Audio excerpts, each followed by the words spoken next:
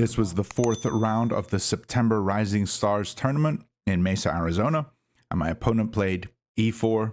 I went c6, he went knight f3, and I went d5. We're into a CRADDOCK. Now, I had played this opponent twice before, and he has beaten me twice. I was hoping to get a victory today. He played knight to c3. I took his pawn, and he recaptured. I went knight f3, expecting potentially a tartacar, expecting maybe an alien gambit. But what he went for was the move queen e2. And this is a line that I play quite often online, and I have a very unique way of playing against it with the move queen a5. I always go queen a5 after they capture the knight. I was very comfortable with these moves, and he played extremely quickly. I didn't even see him make this move, queen to f4, and so here I was waiting until I noticed that the clock hadn't been clicked, and so I thought that I needed to click the clock, not realizing that he actually had moved and clicked the clock. Because of this little confusion at the start, I was slightly distracted. I didn't see that he had played queen f4 so quickly, and I didn't really take time to consider my next move, which I really need to. I'm not going to blame this opening mistake on being distracted there, but typically what I do in this opening is I put the bishop on f5, and I considered it for a second, and I went straight for the move, knowing that b4 was probably coming, and b4 came. Usually what you do in this opening is b4 happens first, and then you can centralize your queen on d5, and you don't have to worry because you don't have a bishop sitting on f5 that your queen has to stay and protect. But in this position, I've brought my bishop out to f5 first, and now my queen is attacked, and now I have to keep defending that bishop on f5. And so wherever I move the queen here, he's going to be able to attack it. I know that one of the best moves, without having brought the bishop out to f5, is queen d5 and then trading off queens in the center of the board. However, with the bishop on f5, I can't do this, and I'm already in a losing position. My opponent knows this, and he is ready to capitalize. He basically had the first 20 moves of this whole opening prepped, thinking that I would go bishop f5. I'm not going to say that that distraction was a reason that I made the wrong moves, but I do need to pause as soon as something goes off of the regular move order and make sure that what I'm playing is correct, because if I had taken a minute, I would have been able to see that this recapture of the queen on e4 is definitely wrong, because the pawn on c7 is going to be hanging. He's able to recapture that and then fork back the king and the bishop, and I knew that I was not doing well. This is exactly what happens. He takes my queen, I take his queen, he takes my pawn on c7 and checks my king, so I have to really recapture here, and he's going to fork me on g5. Knowing this, I decided to try and keep the bishops on. I don't know if this was correct. It probably wasn't. This was my opponent's first little think of the game. He took about 30 seconds and pulled his bishop back to b3, putting it on a nice square where it's very active looking at everything. I don't have castling rights. My pieces are all on the back rank, and I'm going to be struggling here. I think the next bunch of moves, he was able to sort of force my hand, and he played it quite well. And I didn't think that there was a whole lot that I was able to do. However, I do manage to squeeze my way back into this game, and you're going to see some exciting stuff. I start with a developing move, putting my knight on d7. Looks like the best square for it. I didn't want to go to a6, putting it on the rim. Although a6, it did target b4. Maybe that would something I could have considered a little more. He keeps the initiative and decides to play his knight to g5, attacking my bishop, forcing me to respond to whatever he's doing. I retreat my bishop back to g6, knowing that that's an okay square for the bishop, somewhat similar to his on the opposite side of the board on b3. Both our bishops seem to be fairly well placed. However, my dark squared bishop is not looking happy, and it seems like it's going to take me a while to get my pieces into this game. Instead of taking a chill pill, my opponent quickly moves his knight in, attacking my king, attacking my bishop, not letting the pressure up, even looking at a fork on c7 if my king moves over. So I'm not happy. I move my king to c8. He puts his other bishop on b2. Those bishops are looking very powerful together. My pawn on g7 is only protected once by my bishop, and it's attacked twice by his knight and bishop, so I really need to defend this pawn. I didn't see a good way of defending it. Putting the rook on g8 just allowed him to move his knight wherever he wants to, attacking my rook with his bishop on b3.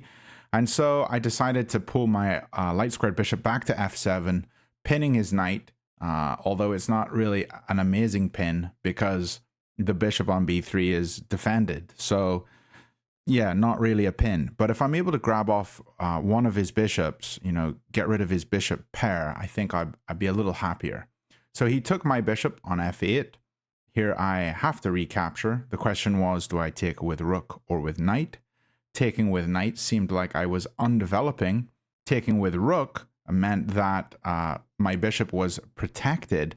The other question was, do I take his bishop on b3? I opted for keeping more pieces on the board, knowing that if I took on b3, he'd be able to take my knight and then potentially take my other bishop, or even take my bishop and then potentially trade off with his knight again. I thought that a rook f8, it was on a half open file. It seemed like a better square than sitting on h8. Seemed like a more developed square, seemed like the best way to go. And he simply captures the pawn on g7. Frustrating. He's up another pawn, and I'm not happy. Now, I know I can give plenty more excuses, and you're all wanting to hear them.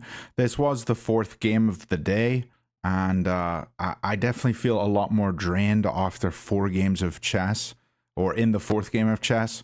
And, you know, it was like an hour and a half each. So I've already played 4.5 hours of chess today. And so I don't know if that is another good excuse.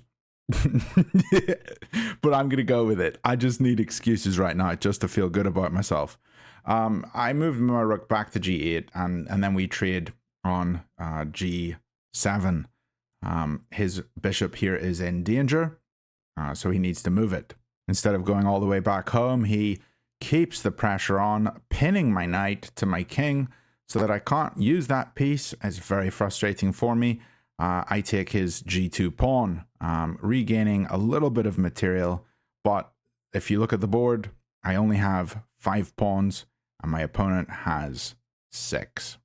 He sidesteps his king over to f1. Maybe that's a small win for me. He's not able to castle, but I really don't think so. He's in full control of this game, and he's tempoing my rook. Even when I capture a piece, he's able to still tempo and force me to respond to him. Many people say that tempo is worth a whole pawn. So he's up a pawn, and he seems to be having the tempo, making all the decisions in the game. I pull back to g6, hitting his bishop, hoping to sort of have a bit of tempo here myself. But if he takes my knight and my king has to recapture, then it's his move again, and he's the one making all the decisions. Since he's up a pawn, I expect nothing less from him. He's able to just swap off pieces, even though a bishop is technically better in an endgame. He's able to go for this. He's feeling confident. He's up a whole pawn. He quickly moves his rook to g1, attacking my other rook. And here I'm really trying to consider, do I take the rook on g1? His king has to recapture, and then I can play my other rook to g8, which seems like I, have the advantage. I get the first move. Not the most easy though, because then we're just into a rook and pawn endgame where we both have one rook and he's up a pawn. I know that it could very well be a draw, but I knew that I would have to play very, very carefully if this is the decision I was going for. Now, maybe it made more sense here just to go like rook f6 or something and just keep the extra rook on. That would allow him, however, to come into g7 maybe and look at the h7 pawn. And then I would have to defend that by maybe going rook to h8. I also considered maybe here rook h6. Just rook h6 attacks his h2 pawn. But then I thought he can easily go rook g2 and he's got control of the file. And my other rook is not doing anything yet. Maybe I have to bring it into f8, but it just didn't look super obvious. So here I decided to just, instead of moving my rook or taking his rook, I thought better to just double my rooks. And if he really wants to trade, he can make that decision. And you all know what he decided to do. He took my rook, trading the pieces. Now, do I take with pawn or do I take with rook? If I take with rook, I'm still controlling the open file, but taking with pawn might have been a little better here because then I have a pawn that is not an edge pawn. Even though it's isolated, it might do better in this kind of endgame. He pulls his rook all the way over to e1, and now I think I just need to advance into the center of the board. So I thought, do I advance my king here? Do I try to play some pawns on the side of the board, on the queen side maybe, and get a bit of space? Or do I move my rook to h6 and attack that weak pawn? If I do, his king comes to g2. So that didn't seem like the greatest decision. I move my king up to d6, knowing that a centralized king in an endgame is a good thing. He plays his rook up to e3, putting it on that third rank, which is giving him a lot of squares just to maneuver along, and that looks very good for him. I knew that if I wanted to march my king any further up, I would need my pawn on e5 or e6, because moving the king up, then I'd leave that pawn hanging. So I just put my pawn on e5 with my intentions of bringing my king into the center of the board a little more. He stops my king's advance by playing c4. A very solid move, but he's got 2 pawns on the 4th rank. And now I was thinking, can I play rook g4? I pounce on this idea, wondering which pawn he's going to advance. I'm going to hopefully take the other one, but if he goes c5, it is with check. Didn't know if I liked that. And here, he just defends his c4 pawn. I think one frustrating thing with chess is you never really know how well you're actually doing. You could think in your mind like you're playing perfect chess and be in a losing position, or you could think, I'm down a pawn, I'm definitely lost, when it's actually a complete draw. And I think this is one of those games where I felt like the entire game I was losing, but actually, if I play the correct rook moves, I'm in a totally fine position to get an easy draw. One thing I knew about this endgame was that I had to keep the rooks on no matter what. I was not going to trade. If you trade and you're down a pawn, it's 99% of the time a loss for the player who is down the pawn. So that was my key goal here. And I think one thing that I've really learned from this game is how important rook and pawn endgames are, because you're going to see this game goes on for over 100 moves, and there's multiple mistakes with the rook and pawn endgame. Lots to learn. Now, I think if my opponent had known that the only goal of his is to trade off rooks, he could have, easily won this game a lot quicker. Maybe after him watching this video, he'll know just trade off rooks if you're up a pawn, because it's almost always guaranteed to be a win for you. But thankfully, I was able to keep the rooks on, even though he had an opportunity to trade them off coming up here. His king is now on e2. I decide to play my pawn up to e4, attacking his pawn. And so here, if he captures, I can recapture with rook, checking his king. And then maybe I could go after the f2 pawn, or maybe I could just move my rook and keep looking at the c4 pawn. I would be very happy with a trade here. He quickly moves his rook to e3. I know that I shouldn't be trading off rooks, but I didn't really see any other option here. The engine says my best move here is c5, which didn't look all that appealing. Here I allow a trade of rooks because my rook can't get away. It is currently pinned to my king. So here I just hoped and prayed that he wouldn't take my rook. And thankfully, the fear of me moving in to d4 and capturing his c4 pawn was great enough to stop him from trading rooks in this position.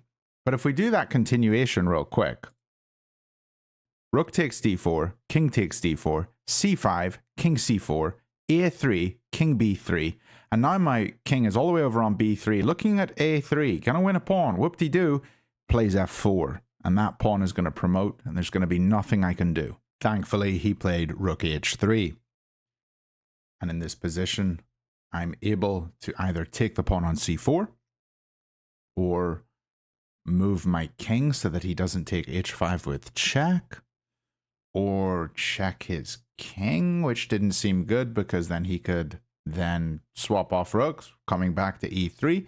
I did think that it was definitely wrong for him to not have swapped off rooks because his f-pawn was gonna just be able to advance, and it's like that whole chicken coop ideology, or what's, you know, the chicken coop where you the fox in the coop, and the one pawn, the f-pawn in this case, would advance. I have to go and get that and distract it, and then he can sneak in and get all the other pawns on the queen side, kind of thing. I mean, something similar to that. It's just going to be a pawn that he's not able to deal with. I opted for taking on c4. He took on h5 with check. I moved my king to f6, trying to stay on the king side because I knew that these pawns were going to start advancing and I need to just be able to control them. I was a little worried here. Does he go rook h7 and start eating the pawns on the 7th rank? But I knew that I could take on b4 if that were the case. There's like one tempo in this that, you know, it's not entirely easy to figure out what move to play first.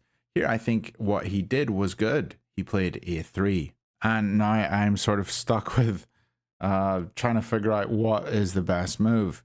The real move that I need to play here is b6. I don't like it because it seems like he can go rook h7 and win the a7 pawn. But if I do go b6 and he goes rook h7, then I could push the a pawn.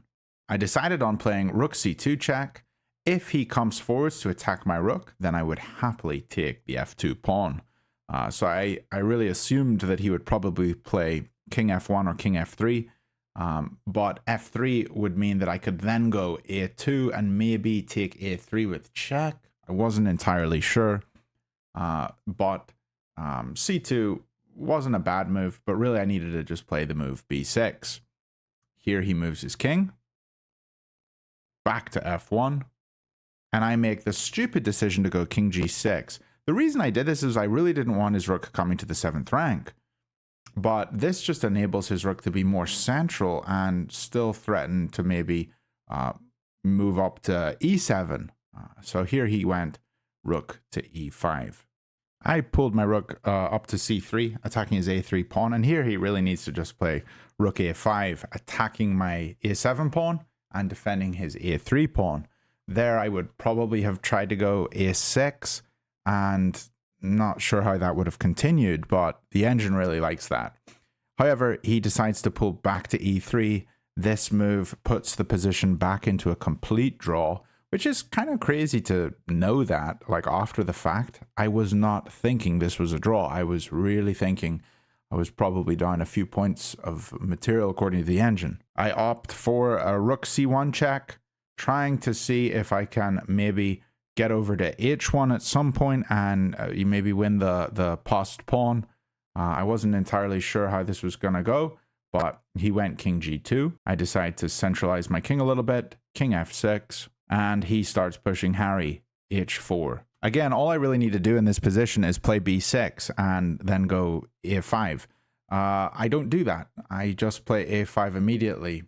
Giving a pawn. If he wants to take it, I thought maybe this looked a lot better for me. Maybe I could then play my rook up to c5 and win that a5 pawn.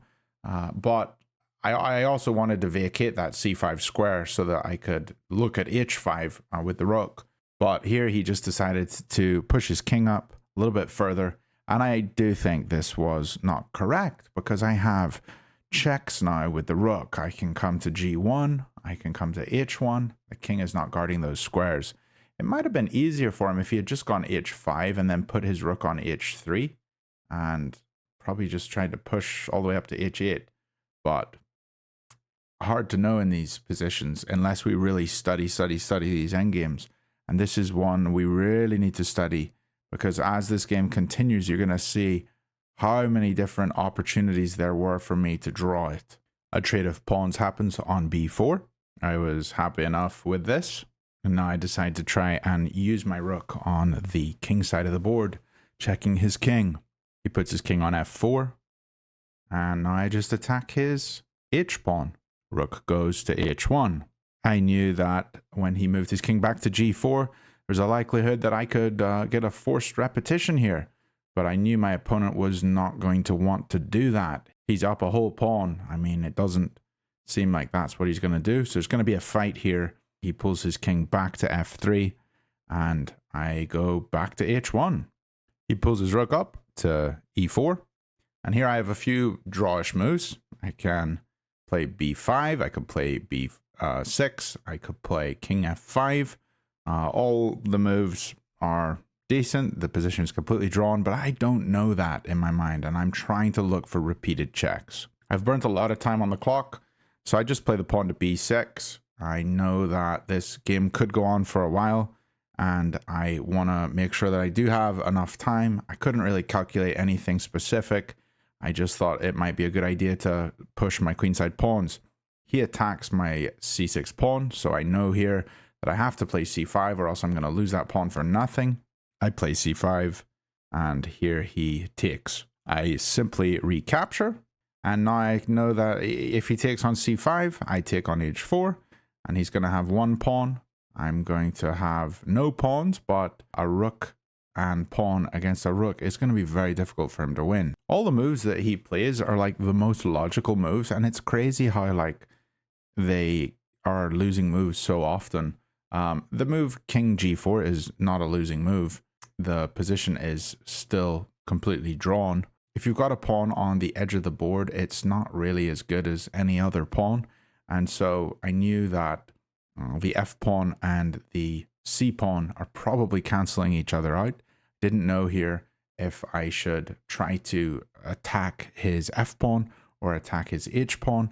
But I did know that if I just check on g1, then his king, if it wants to stay by the h pawn, will have to go to the h pawn, and I can go after the f pawn, and vice versa. If he wants to protect the f pawn, he could go to that one, I could go back to the h pawn. However, this was all too confusing for me, and I went king g6, which is the second best move according to the engine. Oh, well, they're both exactly the same. Rook g1 or king g6, they're both fine.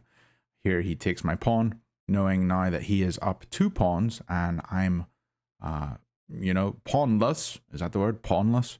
And so here now I just go for my strategy of just checking him. He has to move back, and I can go after the h pawn again here. The rook goes to h1. He throws in a check on g5. I move my king to h6. He pulls his rook back to g4, protecting the h4 pawn, and now his king can protect the f2 pawn. But still, this is a drawn position. I advance my king up to h5, so his king is not going to easily be able to protect the f pawn, while he also has to protect his rook on g4, and maybe here I can think about sacrificing my rook. Rook takes h4, rook takes h4, king takes h4, and get opposition, but it wasn't quite working yet. I knew that I had to keep the rooks on. He plays f3. I play rook b1, just looking to check his king on the other side of the board. This is how you can just repeatedly get checks, and he's never going to be able to advance his pawns up the board properly with my rook being so active. I'll just fly through a lot of these moves quickly for you guys. He goes king e3, rook b3 check, king f4, rook b4 check, king g3, rook b3 pinning the pawn so that it can't move forwards, rook f4 getting out of the way of his king. Maybe here he can also throw in a check on f5 and then advance his king up slowly. Seeing this, I go back to b1 so that I can start checking on g1, h1 again. He goes rook a4 so that he can deliver checks along the a4, a5, a6, that whole rank. Checking my king. I go rook g1 check. He pulls back to f2, hitting my rook. So here I simply go rook h1 again. King goes to e3. I'm just in check mode, so I go e1 check. King goes to f4. And I just pull the rook back to h1 again. One way for him to defend his pawn here is not with king back to g3, but defending with the rook on a4, which I thought was kind of interesting. Here I can take, rook takes, king takes, but then his king is 2 squares in front of his pawn. He's going to win that pawn and king endgame. I'm not going to be able to get back in front of his king to stop his pawn from promoting. So here I just have to route my rook somewhere else. I play up to h2. He starts trying to get sneaky, looking for a checkmate on h8, which I have to respond to. So I have to play king to h6. Now, if he goes to h8, I have the g7 square to escape to. He tries to force the issue by going king f6, and I have to stop his rook checking me on h8 again. That would be checkmate in n1. Here he's got to defend his h4 pawn, so he pulls back to g5. I go rook g2, and here he hides on h5. Now you would think, like, maybe in this position, keep the rook on the g file, his king's trapped, and start advancing your king over to the f3 pawn. But actually that's losing if you do something like that. I can just show you the moves here.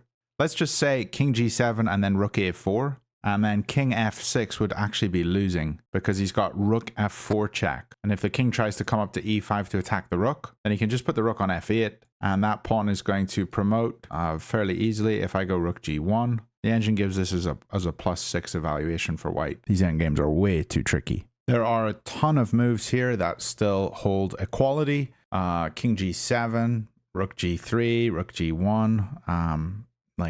Everything's decent.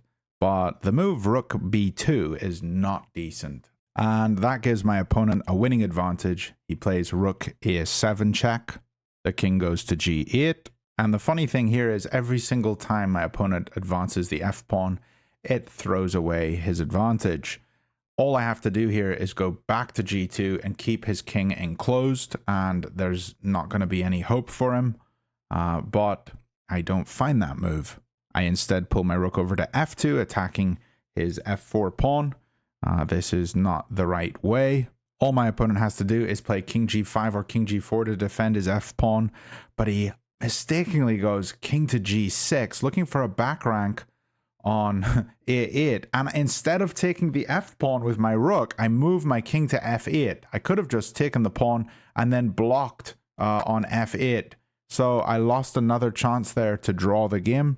He checks me on f7, and here I just go back to g8, wanting to stay in the corner in case his h-pawn tries to advance. He advances his pawn to h5, and I check on g2. The position is yet again drawn because he advanced his h-pawn. Every time he advances a pawn, the position goes back to a draw.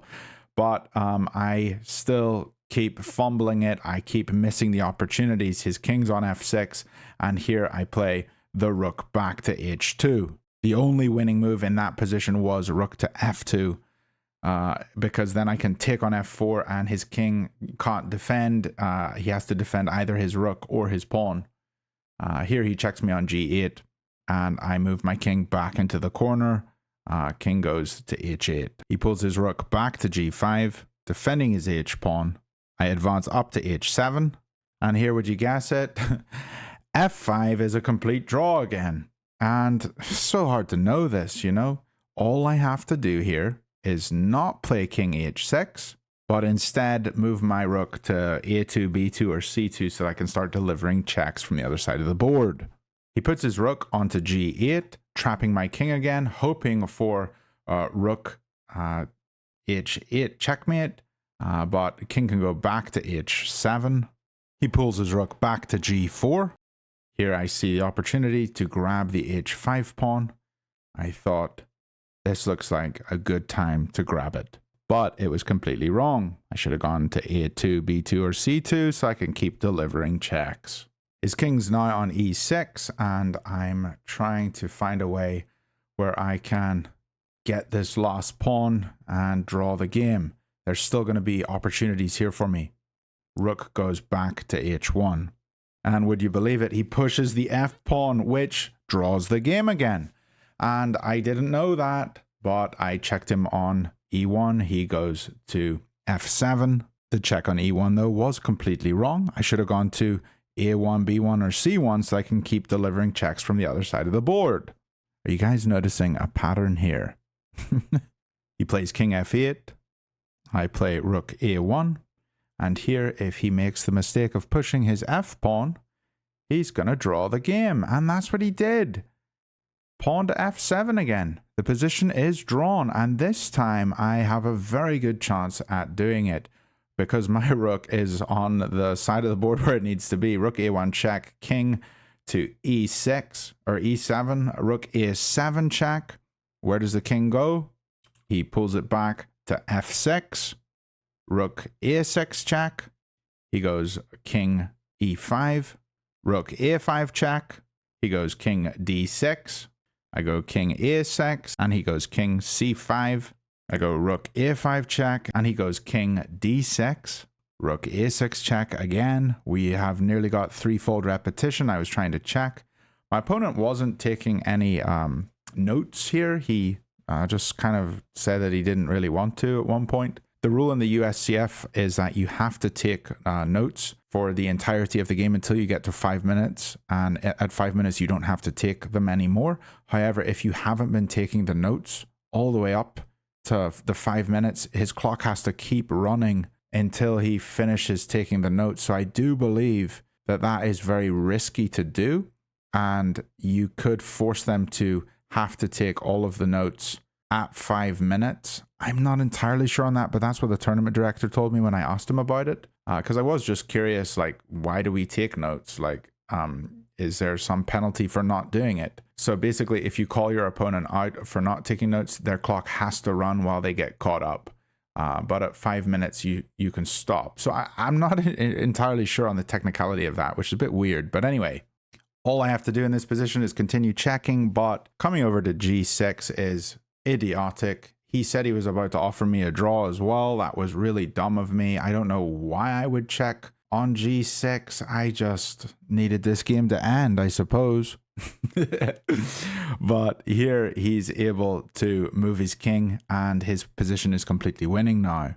You just got to remember this rule. In an endgame, keep your rook on a1, b1, or c1. You know, just keep it out there and just continue checking. So now I'm in a big problem. His pawn is about to promote. I can't stop it. And if I move my king, he takes my rook. And if I move my rook to capture his rook, he can get a queen. I saw this was the most logical way to play. And so I just captured his rook. He gets a pawn, promoted to a queen. And now we're into a rook versus queen endgame, which I knew was going to be slightly tricky. He gets the queen. This endgame is notoriously difficult. The only problem is my king is already on the edge of the board in the corner. And so he's able to sort of figure his way through it fairly quickly. A few moves here and I'm going to be toast. His queen comes over to h5. I have to go king g8. I whispered to him here that his technique wasn't good enough and I didn't think he knew how to win this endgame, and he laughed and said that he's going to do it. He was confident, and he moved his king off to f6. I play the rook all the way up to g1. I think here it's like a force mate in 9 or 10. A little tricky to find, but again, my king's in the corner, so it's not the hardest checkmate for him to deliver here. He finds the correct sequence of moves. Queen to e8, check. I have to go to h7, so I play king to h7. The reason I had put my rook on g1 was because it was a dark square, and I knew I was going to be oscillating back and forth on the light squares, and so I didn't want him to be able to check and fork my rook and my king. So here I go back to g8. If I go to h8, then he's able to fork me at some point. Wait, how can he do that? I don't even remember. Wait, actually, it's pretty easy. I think he just goes to the 8th rank and then the 7th rank, and then he can maybe fork me when I go back to a dark square. Wait, I don't know. I'm not entirely sure, but anyway, this is how the end of the game goes here. King g8. He goes queen e3, just hitting my rook. My rook has to move. I check his king by going rook f1. Unfortunately, he doesn't block with his queen. He goes king g6 as he should. I'm seeing that this endgame is pretty hopeless now. My rook and king are stuck. Rook goes to f8, and here he simply moves his queen up to e7, and I know that it's over. I shake my head.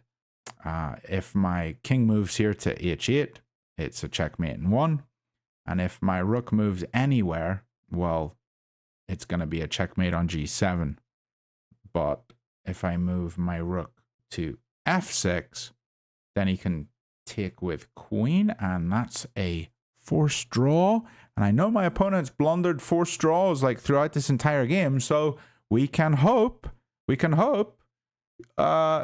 he going to take it with the queen? Come on. Come on, bro. Take it with the queen. Do it, bro. Do it. I know you want to. Take it. He takes it with the king. That's game.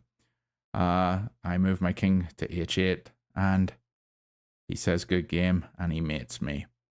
He played very well. We shook hands. He's a boss. His rating's only like 1300 or something. It's going to be shooting up through the roof pretty soon.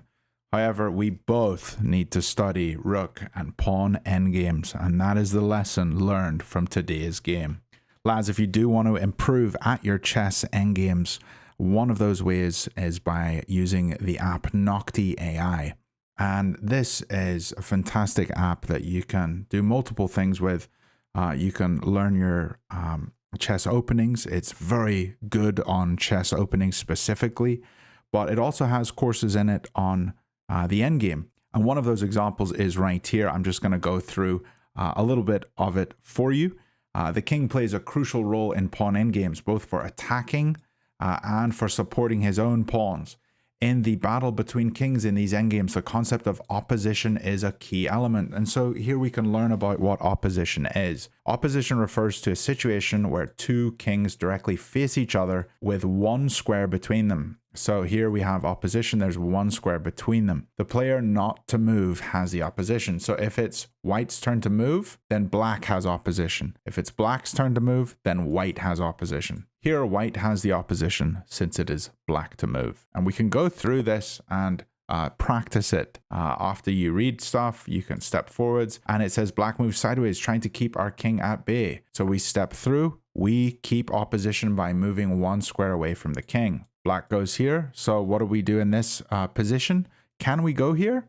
Well, we actually can't because the pawn is defending this square. Now, it's maybe a little tricky for a beginner, but we would actually move up to e6 here. Now, he can't approach, he can't approach because of our pawn. And so maybe he goes here to try and box out our king. If he does, though, we can move back into opposition. He moves over, we move over, he moves over, and we win that pawn because we've got the opposition. A lot of these studies are on Noctie. Download it if you want to improve at your chess. You can use the coupon code BLUNDERMAN, which gives you 50% off your first 3 months, or BLUNDERMAN year, which gives you a 20% discount for the entire year. Thanks for watching the video today. Hope you enjoyed. I'll see you all very soon. Bye for now.